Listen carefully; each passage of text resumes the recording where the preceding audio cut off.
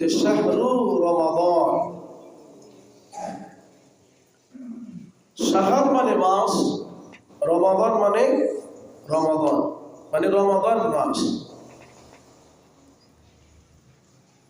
আমরা যদি বাংলায় যাই, এরপরেও মাস কয়টি বলেন তো? জানেন না? কয়টি মাস? 12টি মাস। ইংরেজিতে কয়টি মাস?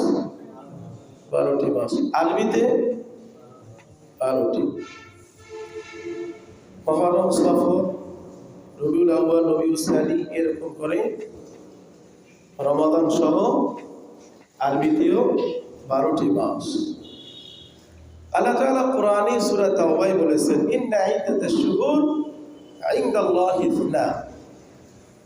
ইন্না মানে নিশ্চয়, আদ্দা মানে সংখ্যা, শুহুর মানে মাস, নিশ্চয় মাস, সংখ্যা, মাসের সংখ্যা, ইনদাল্লাহ আল্লাহর নিকট, 12 ইজনা শাহর মানে 12টি। সুবহানাল্লাহ বলেন। কোরআন এমন এক বাণী, এমন এক কিতাব, এমন কোনো বিষয় নাই যে কোরআনের মধ্যে নাই। এই যে জানুয়ারি, ফেব্রুয়ারি, বৈশাখ, জ্যৈষ্ঠ, এই মাসগুলো যে মানুষ তৈরি করেছে,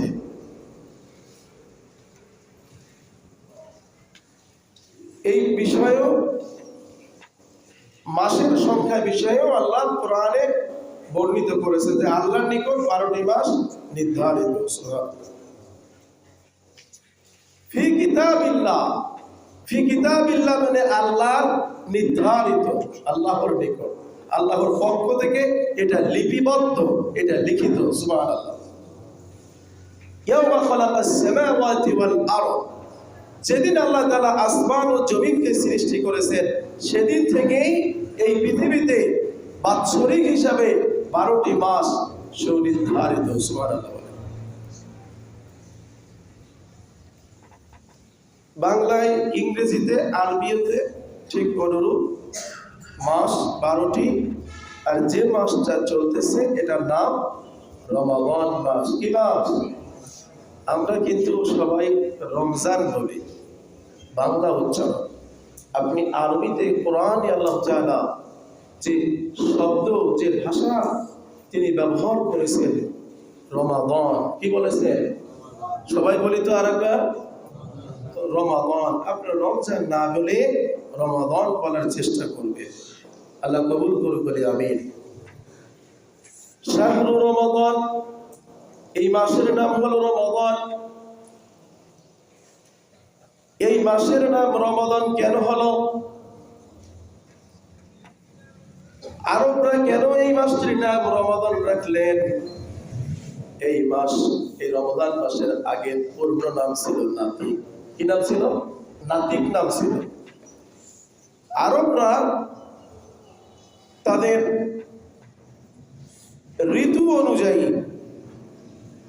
পূর্বের নাম পরিবর্তন করে ঋতু অনুযায়ী নামকরণ করলেন।